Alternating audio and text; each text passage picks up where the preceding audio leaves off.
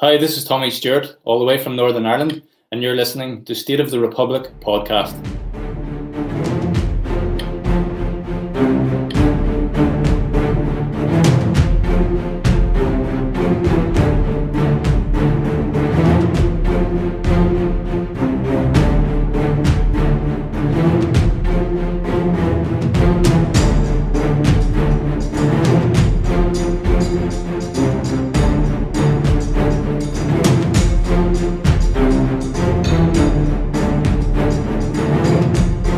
Hello, everyone, and welcome to another episode of the State of the Republic podcast.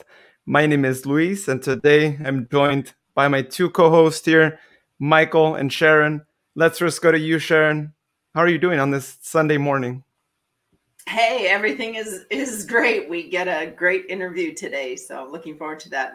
And it's good to see the two of you. Thank you. Awesome, thank you. And next, let's go to Michael. I know it's not easy having to record while Liverpool and Man United are playing, and also I guess for you too, Sharon too. I didn't schedule this interview purposely for that intent, actually, I gotta say, but I do need to actually start looking more at who plays on the weekend and what times, because this happened twice and it's crazy. They like to play right when we like to record on Sunday mornings. I don't get it. How are you doing, Michael? I'm doing well. Maybe this will be good luck. If I'm not watching, Liverpool might put a few in the back of the net, because the last four that I've watched, we can't get out of our own way. But come on, you Reds. How you doing, Luis? I'm doing good, thanks. And actually, I feel the same way about Cruz Azul right now. So far, we've had a really bad season, and out of 2 games, no points, no goals scored. I feel like tomorrow I don't have to watch it probably, so we actually score a goal too. So I know exactly what you're feeling. And speaking of that, we might potentially be recording tomorrow around the time that Cruz Azul plays their game. So you know what? I feel the same thing for you, and don't worry, I'll go through the same thing tomorrow. Well, before we get started and we introduce our guest today, wanted to remind you all, if you're not following us on social media, please give us a follow. You can find us on Facebook, Instagram, and Twitter at State Republic 12 is simply what you search on those 3. Our page will pop up. Please feel free to give us a follow right there. Also, we have a Facebook group, Sacramento Soccer Fans. Please send us a request to join that group. We'll welcome any fan, even if you're not in the Sacramento area.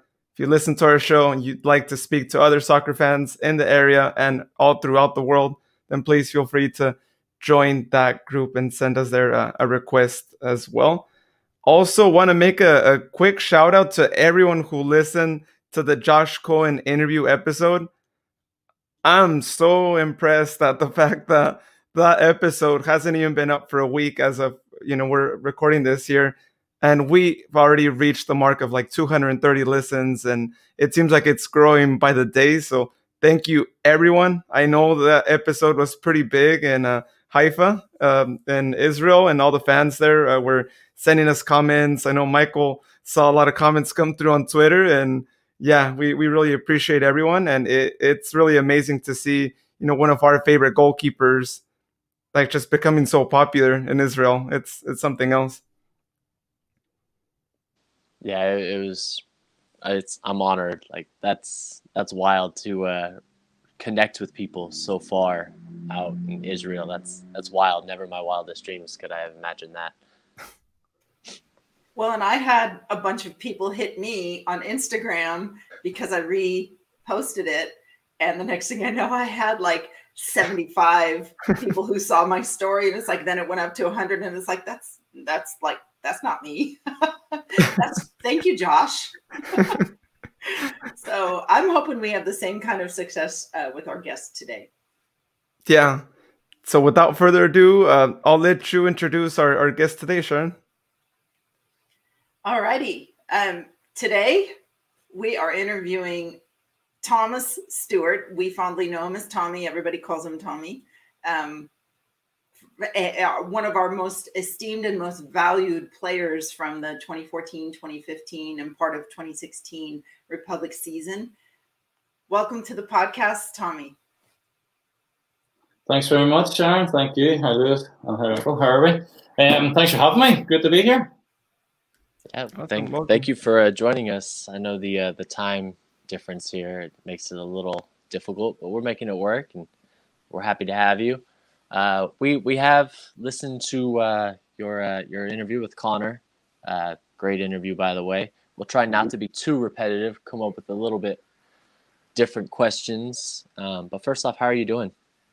I'm doing really well, thanks. Sunday here. It's a snowing here. It's really bizarre. So yeah, it's a. I got out for a nice walk today, but I think that's kind of like been the go-to during the whole lockdown and up until now. It's kind of been getting out for runs and walks and keeping active. But I guess that's how everybody is. But I'm doing well. Thanks very much.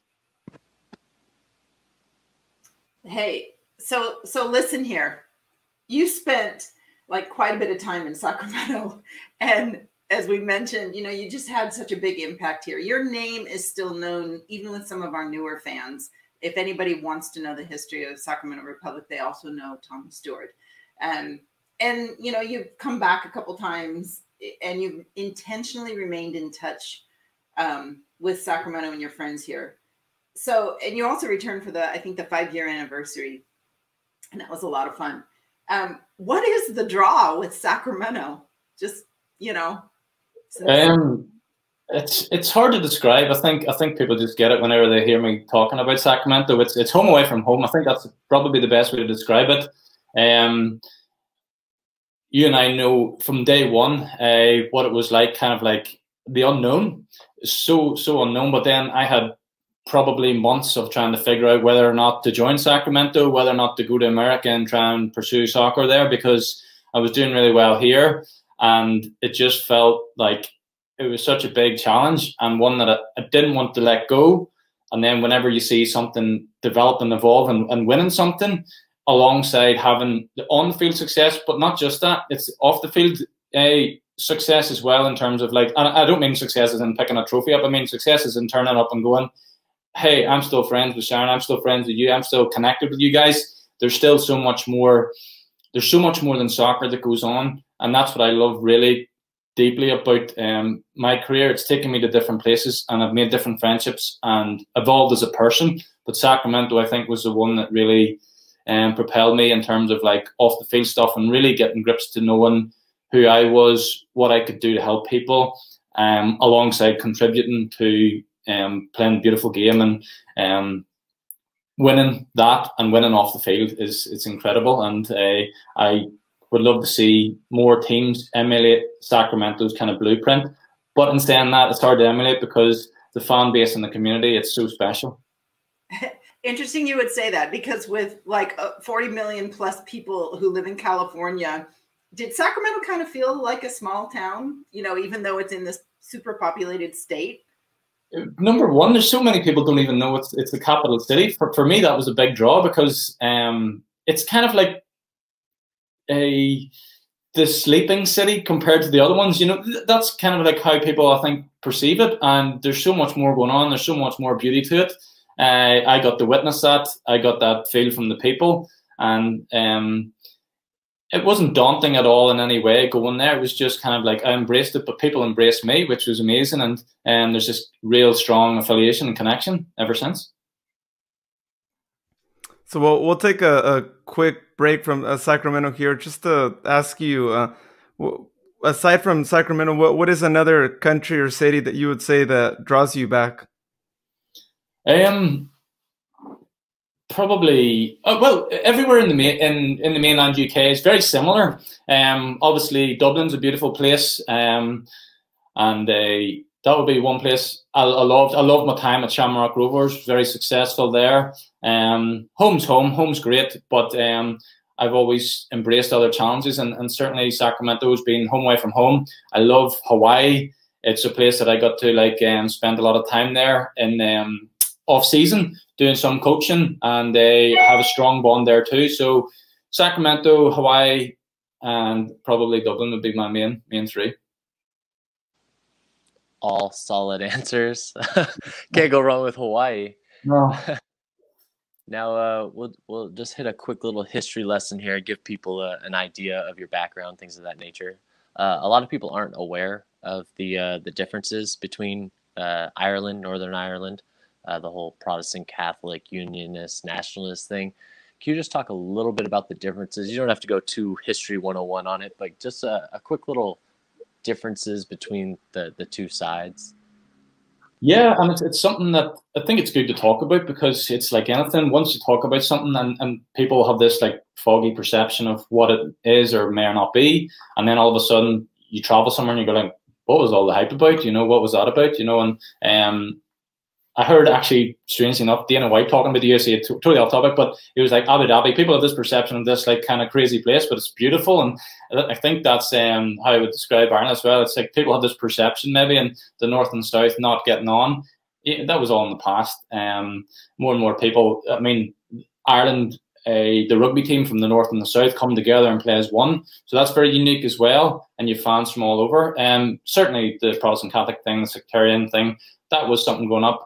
You brought into a culture or a city you grew up, you may not have a choice, you know. So the great thing that I would try and always bring out and try and say about, especially sport, is you're always competing on the same team with teammates that are from unique backgrounds, different families, different countries. I know when I went to Sacramento, there was maybe 12 or 14 different nationalities. We had the amount of flags behind the nets. So you're all fighting for the same place. So I don't for me, I've never been brought up, and I'm so glad that I've always had a family that's never, ever made me think any differently towards anybody else in the world. I've never looked at myself as this strong Protestant guy or whatever. It's just one of those things that I treat everybody with the same respect, and hopefully I get respected too. And thankfully, sport has that resolve to break down those barriers and speak and be a good teammate and be a good friend. Awesome. Yeah, so there was one other part of that question of, and you answered it. It's like, it really doesn't matter that you are from Northern Ireland, and that is your identity. You know, we thought that would be interesting to find out, you know, how important is that to you? But you just kind of spelled it out. It sounds like it's really not that important, since, you know, country of origin and history is starting to fade a little bit. Yeah, it's important to like stay grounded and stay true to your roots, and I think that's more important. I think it's be humble, be like, you know, different environments. You come from different places, and some people are too proud, or you know, the prideful and the egotistical or whatever, and you know that it's humility is a big thing, and especially in sport when you're given such a big opportunity. Like I was given a great opportunity that many people would never get the chance to go and play in the capital California. That's unique in itself, and there's nobody from Northern Ireland's done it. So for me, I'm blessed to have done that. I'm able to like speak about it. I'm able to like maybe open that door for people to go, actually, yeah, I'd love to go and try and live in America. I'd love to go and try and play soccer out there, and vice versa. Maybe an American wants to play in Ireland, but certainly the North and the South nowadays, you know, there's nowhere near anything. You know, people want to get on. I think that's the way of the world these days. People actually do want to get along. And I'm all for people uniting and embracing and trying to go one direction. Thommy Stewart for president. Well, I'm glad to see you've got one now. It's good. It's nice to know you've got one. Yeah, that is definitely really true. Yeah, and it gives us better hope for this year. So going back to Ireland and your time with the national team, we know you played with some of the youth levels there. Even actually also were captain of some of the squads as well. Can you tell us what that experience was like, and maybe a memorable match or two that you got to play?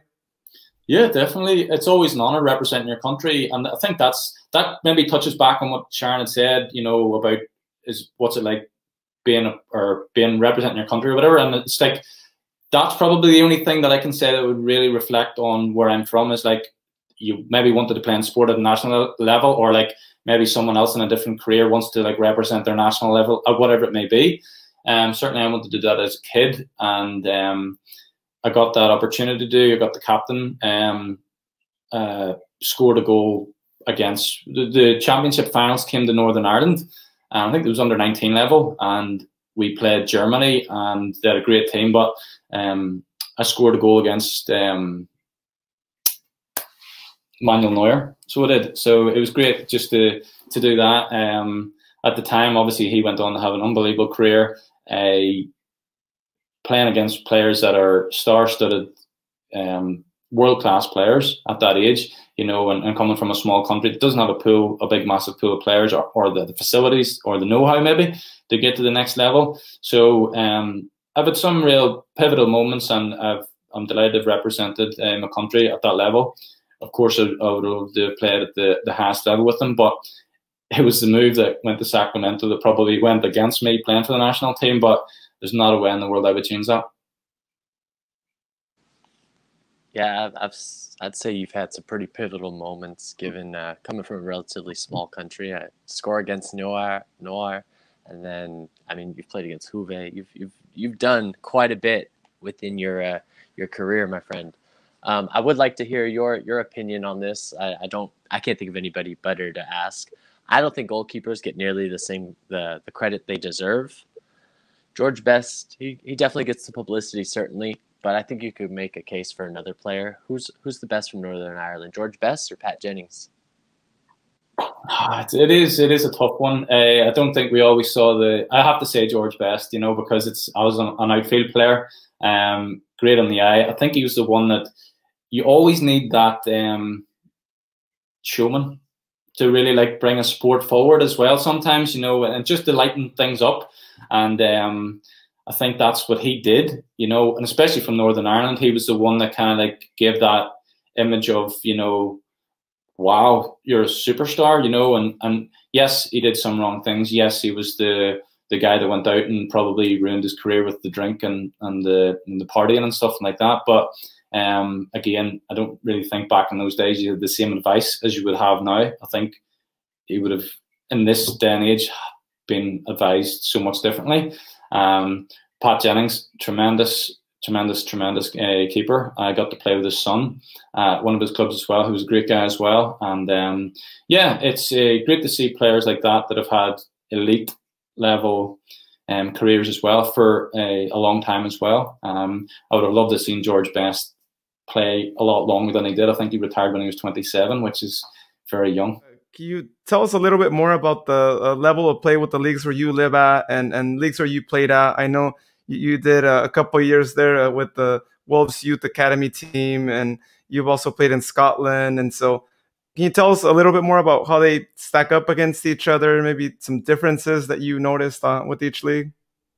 Yeah, definitely. Obviously, when I started off as a kid playing in local football, local teams, you don't really have a gauge as in where someone is at England or Scotland, perhaps. You know, you've like local schools, you've local counties, and that's then when you kind of get noticed for the national stage then at the youth level, and then they get the kind of like better players that kind of pull them or tier them.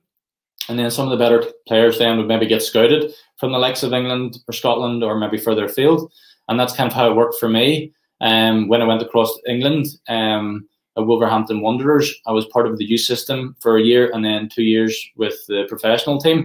So great to be a part of the first team. I'd have loved to have played for the first team. I only got a few pre-season games that I managed to score in, but I had no background of anybody in my family playing professional football or anybody to kind of like maybe look up to or have that advice. And I kind of just went in expecting to be on this conveyor belt and just to like get picked off and be, here you go, you know. So it's weird, but certainly I had a fantastic experience. I've learned so much, and that's the best thing I can say is when you're in those types of environments, it's ruthless, and you just have to like try and learn to swim as quick as you can. Take advice as well, because you know football is a short career, and hopefully for me one day, you know, I'll get the chance to manage, and I'll be able to take some of those you know, learn from the positives, learn so much more from the negatives, and kind of just try and emulate those and, you know, showcase those for the next generation or whoever I coach in the future.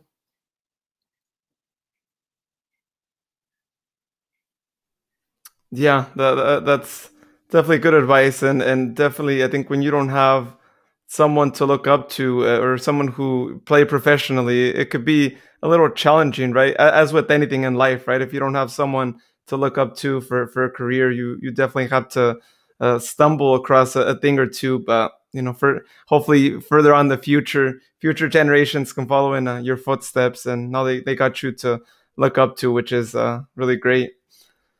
So changing gears, let's cross the pond, Matt, back to the States. Can you tell us a little bit more about what made coming to the USA so attractive to you versus staying local, and like you said, maybe potentially making the senior national team had you stayed local? What called you to come to the States? I felt the new challenge was necessary for me. I felt like I'd achieved everything in North and South of Ireland. I'd won all the trophies going, and I just felt it's time to branch out, challenge myself. I didn't know if the national team was. I might not have, even if it had stayed. I might not have been selected, but I felt I had more of an opportunity probably there. But at the same time, I just had such a draw to try and do something different, and then get so heavily involved within a community and help kind of raise the profile of a club and just see where it goes. It was something new that I thought I'll never get this opportunity.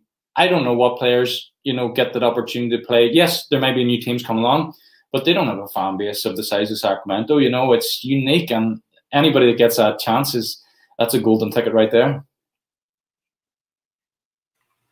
So the coming to Sacramento was a big unknown, right? Unless somebody paved the way and told you how things were going to be. So did you know that there would be so many other international players, especially some from your region, like Jack Lane, remember him? Chad Bond, who became your roommate. I don't know if you knew him prior. Did you even know that was what was going to be when you got here? Because we did have, Jake Gleason, we had Harrison Delbridge, we had so many internationals on our team. And then I have a couple other questions.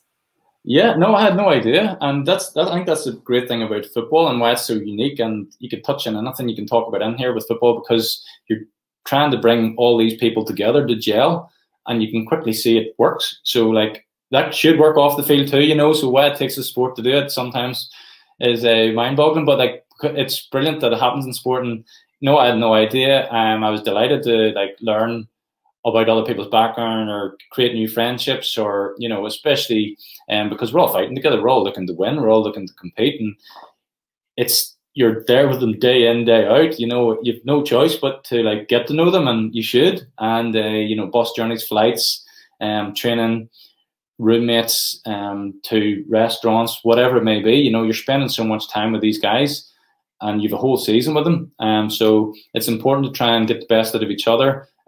Certainly working with 14, 15 different nationalities, it's amazing and it's unique, but it's something that can only develop you as a person as well, and make you more aware of your own self as well, to be a better person.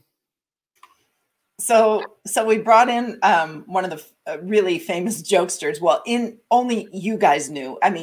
There's a couple of them. Derek Foran in 2015, we brought him in. And then, with both Graham and Simon Shepherd, you had sort of somebody at least to help you feel that hometown feeling again and to talk stuff over. How important was it, though, to have folks from the UK around you so that you could kind of, if you wanted to talk about baked beans, they would get it? Yeah, no, it's always refreshing. It's always nice to have somebody that kind of understands you or something. It's just same as anything. If you went on holidays, and you bump into someone from your kind of area from back home or something, it's always an interesting conversation, or it's just a nice moment. But to have someone on the team and spending so much time with you as well, and you just understand each other, you understand each other's culture, humor, whatever it may be, different little things like that. So yeah, it's great to have just so many people aren't to get that opportunity to move from Ireland or Northern Ireland, wherever it is, or the UK, across so far. It's unique. So everybody took it with both hands, and I was glad to speak to them. But it was great to have teammates from Australia, New Zealand, Gabe Gizzy, and I think it was Libya. So yeah, fantastic. And I'm going to go there when you talk about humor. I'm going to go there. We had a team admin at the time where there was an awful lot of raucous laughter either at his expense or due to him. Tell us a little bit about how actually kind of fun, crazy those times were based on that. Fantastic. I love humor. I think sometimes you just need to burst the bubble to break the ice, whatever it may be, because some people get a wee bit uptight, and people need to relax playing sport as well. People need to like kind of, yes, the focus, but they need to have this, you know, go-to to just know they can like speak or have a laugh or whatever. So I love guys like that. And certainly it's important to have like a downside to football as well, because it's great to take it serious, but you also need to come away from that and just know you can just let your hair down as well. And you know, I'm all for people that are fun but serious when it needs to be as well. Yeah, you definitely always need that comedic relief anywhere, right? With any career or whatever, like you need to enjoy yourself and have a good laugh. And definitely there's some players that we've talked to here that were on your squads. We're a bit of pranksters, and luckily nowhere near as far as others from other teams that we've heard of. So yeah, you definitely don't want to push it too much like they did. Hey, I have to say one thing though. Tommy was very proper. I mean, Tommy, and you still are. You didn't give us a ton of juice there, dude. But you know, you're very, very proper. But anyhow, I'll be quiet. There's some stories you can't share, but there's definitely I think everything was well balanced under the management, and it was kind of like, you know, when to cross. You don't cross the line, but you know when's the stopping point, when to cut off. We had some great lads as well that were very humorous as well, and it's important. It's just so important to have that charisma around the team as well. Yeah, it's definitely really good to have that. So I'm going to switch gears from people who are really funny to people who were really serious, and some even more than others. Let's talk about two coaches that you had in Sacramento, Perky and Buckle. You know, you had to make the transition between having both coaches, and sometimes I believe it just happened suddenly that, you know, we had Perky leave. Can you share a little bit about like each other's styles and how you adapted to what each one asked for you? Yeah, basically when we came in, Precky kind of led it on the table. 4-4-2, hard-working team, press. We're only going to train an hour and a half, put it in, and then go home and rest. You know, put the effort in, and we'll get the results. And that was it. It was an hour and a half every single day. There was no more, no less, and it was just, you knew where you stood. Train hard, train well, and you're going to play more times than not. And hopefully we'll get success along the way. I think he kind of based it off the fact of like, guys, this simplify football as well. And there are times where you probably need different strategies, different players for different games. But we just went with the 4-4-2 and tried to press high, press hard, win the ball back in a good position, and then try and dominate possession and try and create as many chances. But I certainly believe we had a team that was very hardworking. And we set the stall out straight away, do what we wanted to do in every game, but even more so when we trained that way as well. So it was just a domino effect. You know, come Friday night, it was just the norm for us, and we had great success with it as well. And it's tough to do because, like, especially with the heat in Sacramento as well, and then you go in transition. That's one thing I found as well. It took a little while to adjust from the heat to going to play in altitude. Maybe in Colorado, you can't do the same press maybe the Precky wanted. So there were games when we maybe just needed to rein it in a wee bit and change the formation slightly. But again, it worked, and it worked well for us. So I've no criticism there. Paul, whenever he came in, I think he tried to change it a little bit more tactically, maybe try and play out a little bit more from the back, which was good too. And especially, again, it should be able to work, especially in Sacramento on a hot climate as well. If you're keeping the ball for longer periods, you're draining the energy from the opposition as well. So it's a good thing to do, and I'm all for that. But over the years, I've learned that success there's no one way to win a game of football, and you need to be balanced with both. So both have their qualities. And obviously, Precky, with him, we won the league. I know Paul went on to win the Western Coast Championship as well, or the league. But certainly, yeah, two good guys. I have a lot of time for all my coaches. So was the transition easy for you between the two of them? Because there's such a variety, the two different styles. The transition, was that caught for you okay? Yeah, I'm a very versatile player, but I think I was a spearhead striker, and then we played like as a three. But it's one of those things over time. You kind of I've learned so much off my other teams as well that changing it wasn't a hard thing, but it was more we wanted to create more chances as a team. I don't think we maybe created as much in that year, but again, we lost some of the flair and creativity out of our team. So that was a little bit of a transition whenever Paul came in, but certainly it's good to have players that are versatile. It's good to have players that understand, but it's never easy whenever a coach leaves and people just expect this train just to keep running. It just doesn't work like that, unfortunately. Interesting. Paul Buckle was, he is married to one of the more famous presenters in soccer. Were you aware of Rebecca Lowe in the UK when she was with Sky Sports? Were you aware of that connection? Were you aware of their partnership? I didn't know until Paul came over to America, but yeah, they're a great couple. She's done fantastically well as well. She's a great host, and you can see why she's done so well. And it's very entertaining when you watch those shows as well. And they obviously then Paul with the football background, obviously mixes in really well with that as well.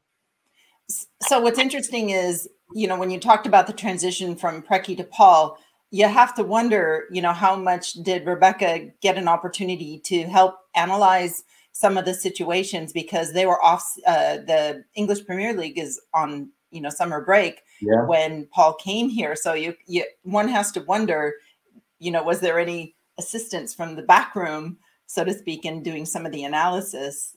So and when you first met her, how did that go?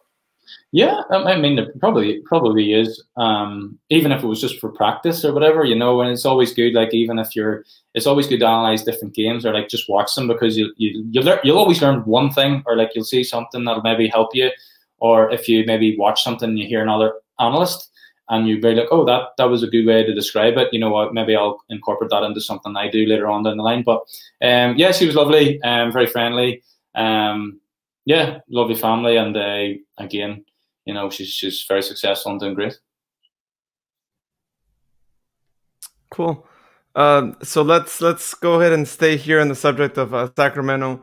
I'm really curious, being that the Republic, it was their first season. You had a basic idea of maybe what they wanted to do with the team, because there's no history to this club, and it's like the very first time you're probably joining a club that has zero history. Can you tell us a little bit more about how the move to Sacramento happened, and what was going through your mind when you knew this was going to be a brand new team and you'd be in the history books essentially as being a part of the first squad? Yeah, I didn't even look at it like that in terms of history books, but now it's great because people talk about it, and there's so much more weight to it, being one of the first people to have done it and won something, and they've done well, not just individually but as a team, and but more just the fact of being able to be a part of a franchise. It's impacted a lot of people off the field, and that gives me so much more joy as well, because that's longer lasting. It's opened up a pathway for boys and girls to play soccer, to have a fan base for people to watch, a role model, whatever it may be.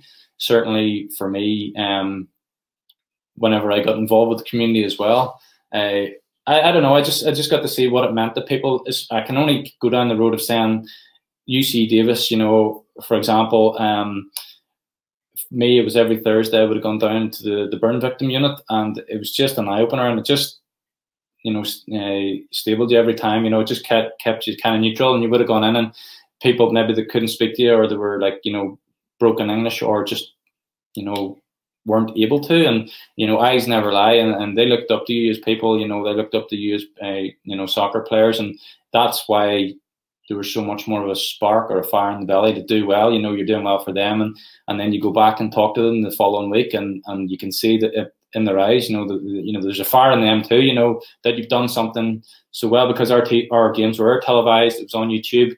People have access to it. Thousands of people watch it whenever they weren't able to attend the ground. So that gave me so much more joy. And there's a lot of people that you were able to impact in such a big way and a unique way. And that's why I'm also very grateful for the way Sacramento handled things outside of the field. It wasn't just about, oh, we're the soccer team, let's look up to someone that maybe doesn't care for you, but they actually do care, when we as players do, and I certainly did and do. That was amazing, because I never felt I was going to get into something like that whenever I moved to Sacramento. I didn't know what way Sacramento was going to run as a club, perhaps. That was one thing I loved. Whenever I was doing the conversations before with Graham Precky, etc. It was just football. It was kind of like, just let's talk about football. Where are they going? Where do they see the club going? Is it going to grow? Is there going to be continuity? And it was yes, yes, yes. All ticks to those. Again, it was a big jump going to a team that had never kicked the ball. So that was definitely a question I had for myself and for them. And it was one I was just prepared to go and make it work at any means necessary. So I had those calls. I think I said before, I was on a beach whenever I got the first call in Tenerife. I'd just come off finishing with Shamrock Rovers, and it was an interesting call, and it developed from then. And yeah, the rest is kind of history. Well, that's awesome. I mean, it's good. You landed in a really good club, and a lot of things happened that first season, and it's awesome how each season the mentality to be out there in the community never changes. And we hear players from your generation, from new generations that just arrive, and immediately they can tell how immersed in the community we are. So that's something really awesome. So tell us a little bit more. When you landed in Sacramento, you were one of the more experienced players. There were a lot of players that had played in more semi-pro leagues, and as they were building the team, they tried to build it around some experienced players. Did you find yourself at a level above some of those players, or did you feel like you were mostly equal to them as well? I never look at it like that, because number one, you've got to go and earn that respect from your teammates, from your managers, from the fans. If someone sees you working hard, they will value you. Work hard first and foremost. You'll get the respect. Discipline. Go out, get there early, be punctual, tidy up the cones, the balls, the bibs. Simple things like that there are very, very valuable as a team, and it quickly gets people going. Why is he doing that? Or, what's that for? It's just to become a better person and a better teammate. I don't look at myself above anybody or less than anybody. I look at everybody the same. And I think it's down to the manager to pick a team. There was probably games during my career that I maybe should have played in more games or played in less games. It's just a manager's decision. You can never tell. Or you might have trained well, and then all of a sudden the manager will change formation. So you just got to be ready and be a good teammate. There's no point in sulking if you're not playing. But if you do get that opportunity to represent your with a shirt on, if you got the starting jersey, take your opportunity, because there's someone else waiting to come in. And certainly that's kind of like the way I always tried to be. I just try to be a good team player. And I think if you put a selfless kind of version of yourself, then everyone else kind of like, does well and does better for it. And certainly I think that's how I've been throughout my career, and certainly in Sacramento. That was the kind of style of player, I think I showed, because that's always kind of who I've been. But yeah, no, it's one of those things that anytime I got a chance to play, I was always keen to do well, but I never saw myself above anybody. So that's interesting, Thommy. That is the mentality that I thought of. I mean,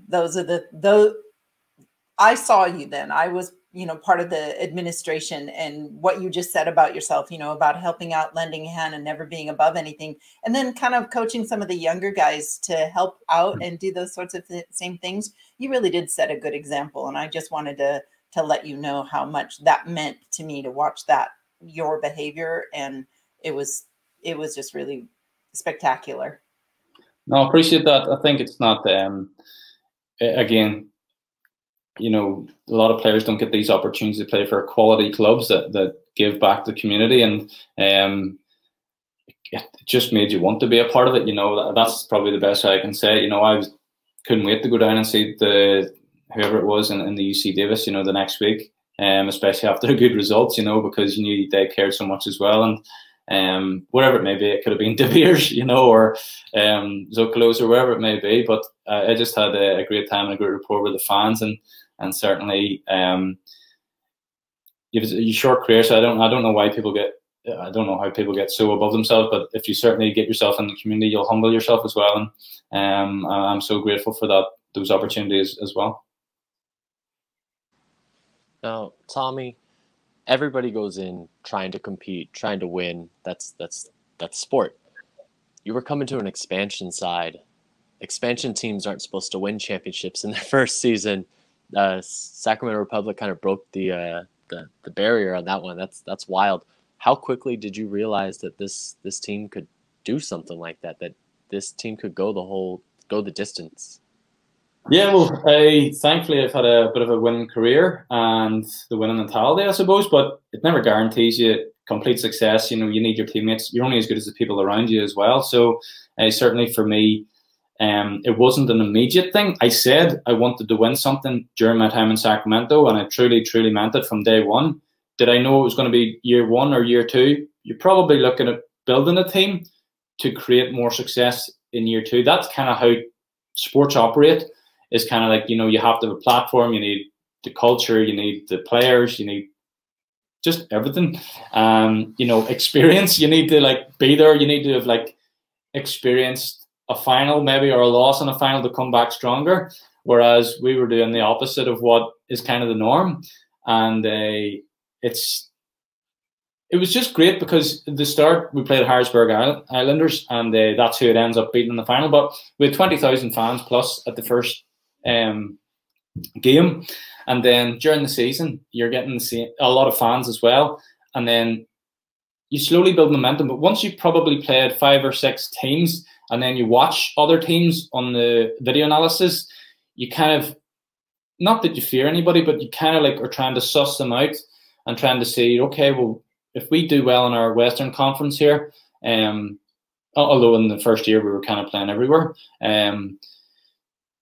you know, we didn't fear anybody, but it's not a given because usually, again, American sports, it's usually the experienced teams, once they get to the playoffs, kind of make that final push, whether you're in 4th or 5th place. You know, that's just kind of how it works. And I think it was just great that we stayed in with the running.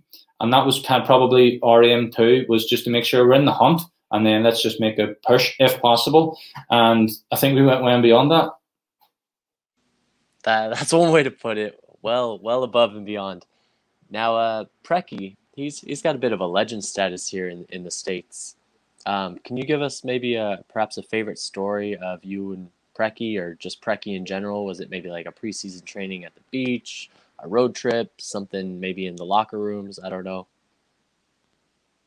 I don't really have too many stories. He's one of those guys that would have gone in, done his thing, and then gone, you know. He's like gone into the team talk, gone, you know. He was very just regimental, or just very structured in terms of like, and you know, just kind of like, get it done. Don't need to overthink things, overdo things, you know, black and white. You're here to play football. Let's just do it, you know. And that's how he was. You know, we got on totally fine. You know, there was a respect between the two of us. Unfortunately, I had a little bit of an injury that probably put me out of his thoughts for a little bit of time. But, you know, you look back and you have those discussions, and it's just one of those things that's part and part of football or soccer. It's just one of those things that, you know, as a manager, I'll probably have those decisions to face, you know, at some point. And it's not trying to let somebody down. It's trying just to get the good of the team and the consistency. But I do believe, you know, there was a wee period where, you know, it went against me there. Well, let's lighten it up a little bit, Thommy. I'm going to ask you a few little rapid fire questions that are going to, it's not so much about the team, but it's just about the experience. Okay. So finish the following sentences. Your favorite restaurant in Sacramento was? McCooney. I kind of almost thought that would be it. When I needed a good belly laugh, I hung out with Derek Form. Oh my, I would have picked that. You already know the answers, probably. I should have filled these answers in myself, right? When I was craving a good beer, I called blank and I went to blank. I probably shouldn't name anybody. Chad Bond.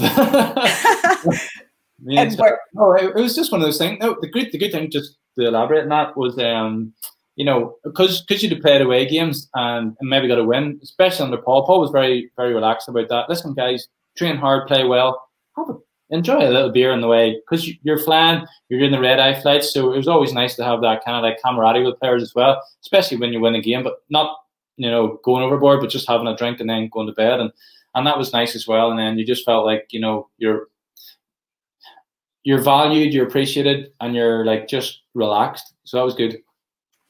But the where, you got to answer that one. Like where when you went? Oh, De Beers. Oh, De Beers. Okay. Of course. Very good. Of all the front office staff, blank was my favorite.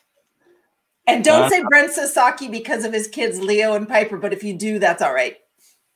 I was going to say you there, Sharon, but if you don't want me to say you, then I'll go to somebody else.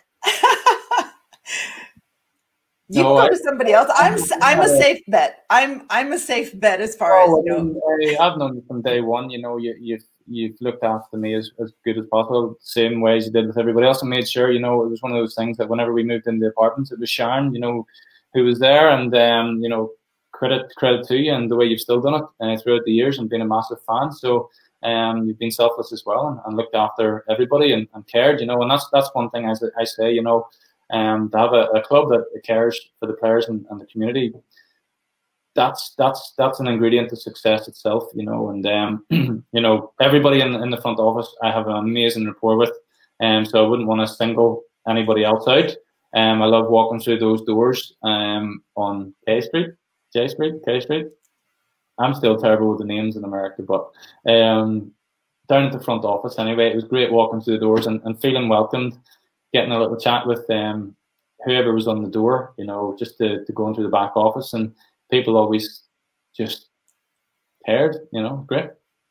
Yeah, that was great. There were a few times where you were there when staff were having like a function, and I remember specifically you got yourself involved in a photo because you just happened to be there, when everybody, do you remember that one photo? I think it was when Joe was talking about the Dorothy, I don't know, where they were kind of, it may have even been Joe's birthday, who knows?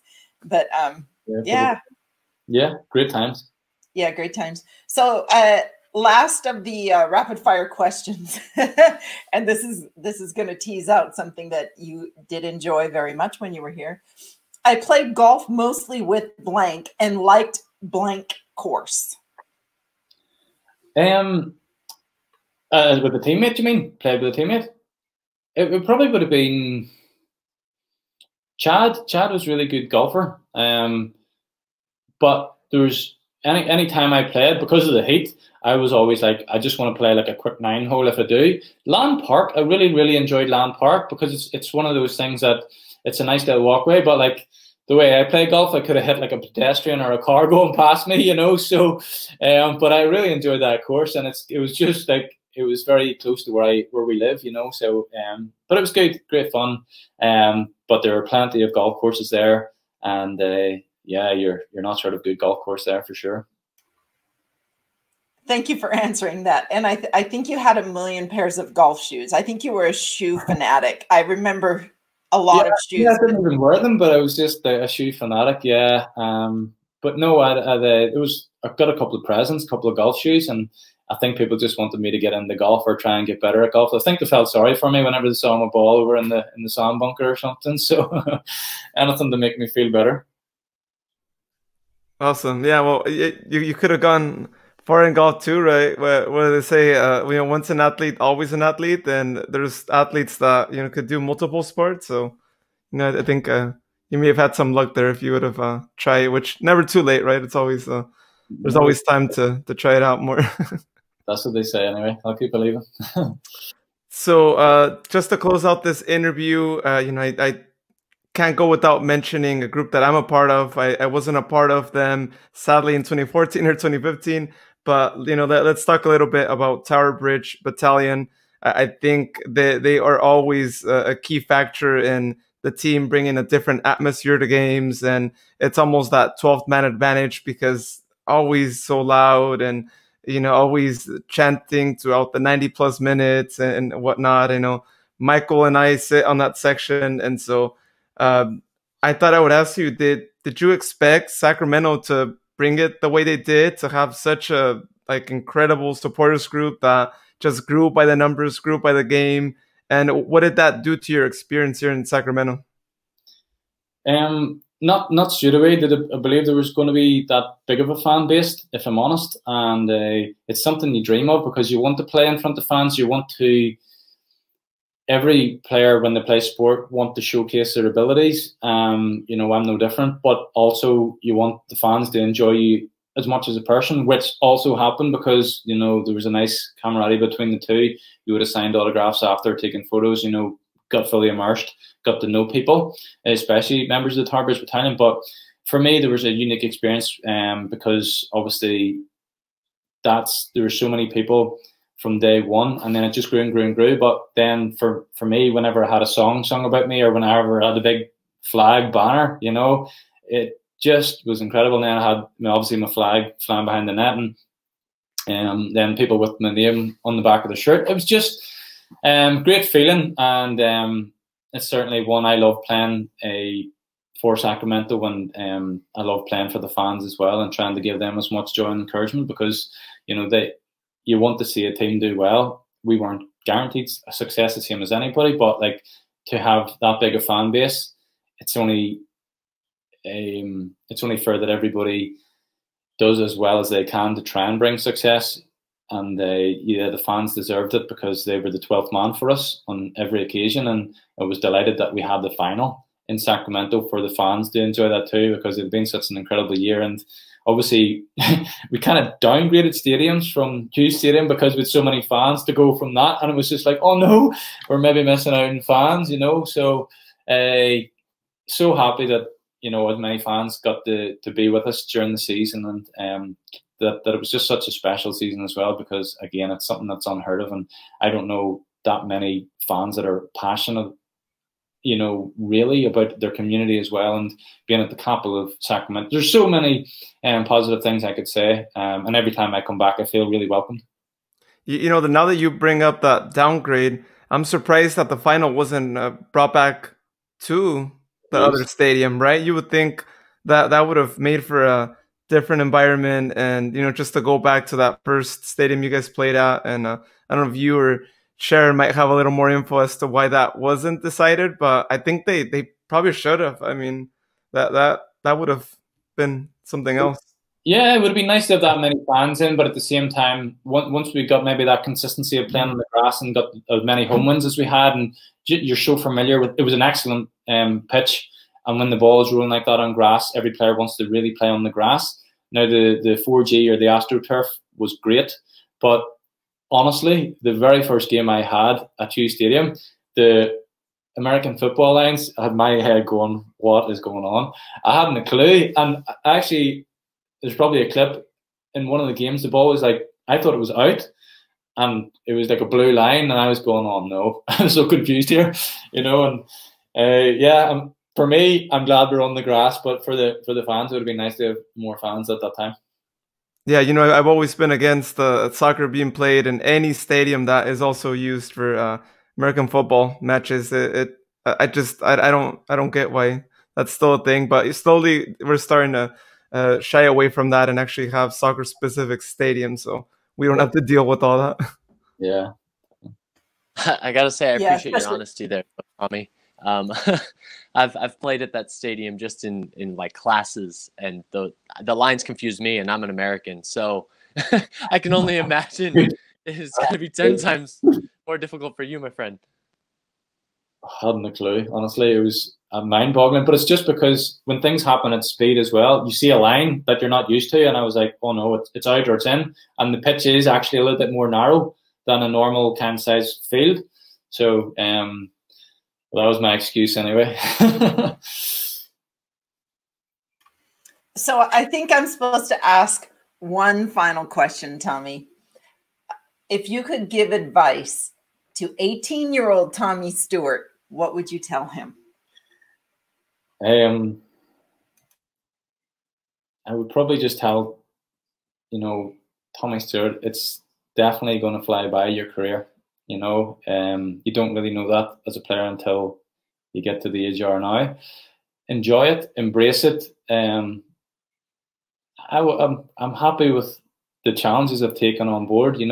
I'm very optimistic. I'm very, I want to win things. I want to be successful. I want to do well. The only thing I probably would have said, honestly, would be to fully immerse yourself in the community quicker. Make sure you find the coach that's going to get the best out of you. The best, that would be something I will tell other people as well, is go where you're going to be truly valued or really going to excel, because it is a shorter career than most. And if you want to do well or make an impact, don't lose out on any time. Put the hard work in, put the graft in. I have done that, but certainly I would just say to myself, just do it and make sure you have no regrets when you look back. And right now I feel I have no regrets. That's great advice. I think you brought the best out of us as a supporters group. You were putting them in the back of the net for fun for a little bit there. It was wild. So we really appreciate it, Thommy. Thank you so much for joining us today. It's been a pleasure. Yes, thanks for having me, Michael, Sharon, Lewis. Thanks for having me. Very, very kind of you to have me on. Great to see you. Awesome. Lovely to hear your voice. Whoops, sorry, Luis. Oh no, I don't just say awesome. Thank you for joining us. You're a part of that first squad that we'll forever remember for that championship, and lots of good times and good memories watching you guys that first year. Thanks very much. Appreciate the kind words.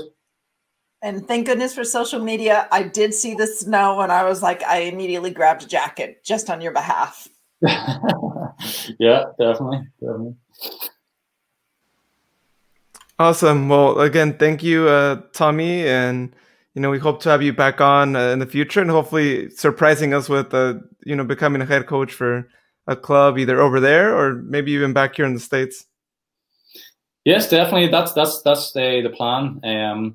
Hopefully, I'll be able to share some exciting news with you very, very soon. But in the meantime, trying to stay safe, the same as everybody else now until I'll cross that bridge when I come. But I'll be sure to let you know when that happens. Awesome. That was a great interview. Yeah. Thank you, Luis, and Michael. That was an excellent interview. I really appreciated being part of that. Oh yeah, and thank you again for joining us every time. And like I said in the interview, it's really cool to have you on, especially when you're talking to some of these players that you knew very well. You helped them so much, and just hearing them always talk about all the things that you did, even though it gets repetitive and whatnot. I think it's really great because it's more of shows more of that reason why you left a mark on a lot of the players during that first season and onwards too, and that they know you really well. And I think it's cool. It's cool to have those anecdotes. And for Michael and I, it's always great to have that backseat as to hear all those things that went on. Well, not only that, you can see how comfortable they get when they see a familiar face like you were sharing, where they're just like, oh, okay.